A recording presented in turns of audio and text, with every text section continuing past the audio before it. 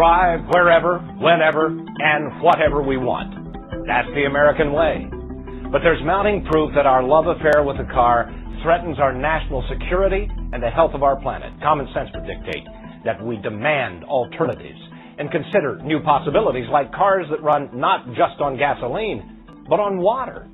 Tonight in Project Energy, David Schechter says we have the technology, we just need the help to use less oil. Now, what we need is a plan. Everyone who knows the inventor inside this garage says he's a genius. He's redesigned a jet engine for the Air Force, saved a nuclear reactor from melting down, and now Steve Myers is developing a car engine that could reduce America's dependence on foreign oil and cut global warming. This has a future. We've only started. His home videos show years of effort, but now Steve believes he's got it. What our technology does is reduce the consumption of gasoline with water. Steve's process modifies tap water into a powerful fuel, which he says can improve fuel efficiency and reduce exhaust. It's environmentally the right choice. It might be a long shot, but something's got to be done. The world consumes an Olympic-sized swimming pool full of oil every 15 seconds. That's nearly 250 times in an hour. And most of it is used for transportation. America represents 4% of the world's population, but we use about a quarter of the world's oil, much of it for driving people and products where they need to go. In this country, transportation accounts for almost 70% of all the oil we use. You win the energy war by addressing transportation. Matt Simmons leads the world's largest energy investment bank based in Houston. It's the single most important issue facing the world over the next 50 years. So what can we do about it? We've got to get deadly serious about fuel efficiency. Randy Udall spoke to Don Shelby. Udall is a leading advocate for renewable energy and efficiency based in Aspen, Colorado. He says we can improve our gas mileage by using the technology we have today. We know how to make vehicles now that get 40, 50, 60, 70, 80 miles to the gallon. They don't need to be small. They don't need to be unsafe.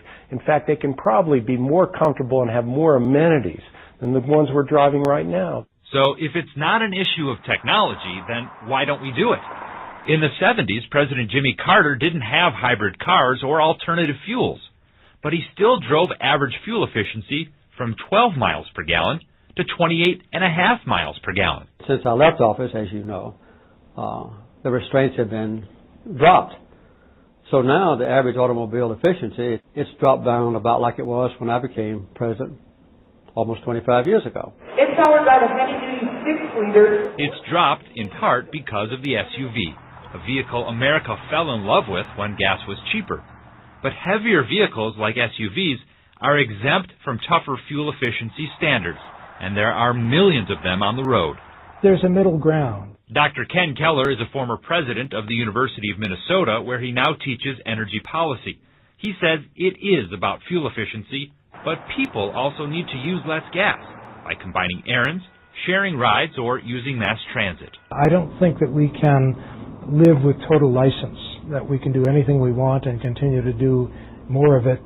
But I don't think that what we're talking about is a future in which we totally change our lifestyle. This is not Jimmy Carter's "we're all going to suffer."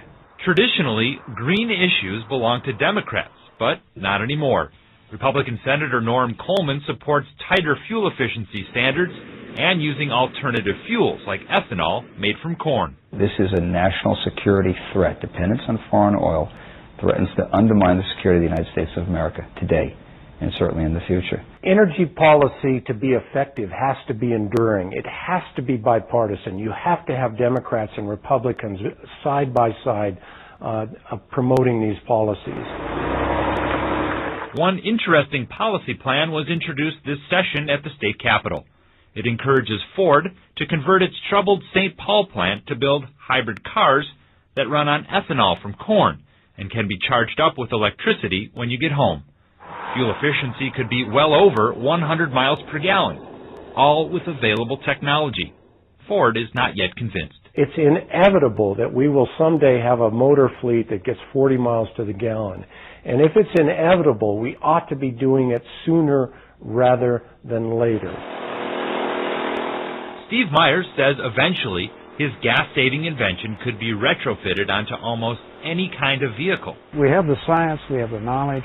All we need to do is put it together and use it. And if we already have what we need to get started now, he says, just imagine what's next. Automobiles and trucks are, of course, the biggest gas guzzlers, but I think this clip from the Science Museum of Minnesota will help open your eyes as to how air travel contributes to this problem as well. It shows 1 day of air travel in the United States. Each line represents a single flight, and as the screen fills up, you start to get the idea. Just as we drive more than the rest of the world on, we also fly more. That looks like a lot of fuel. A lot of fuel. 19.5 billion gallons of fuel. Every year. Every year. Thanks, David. Amelia.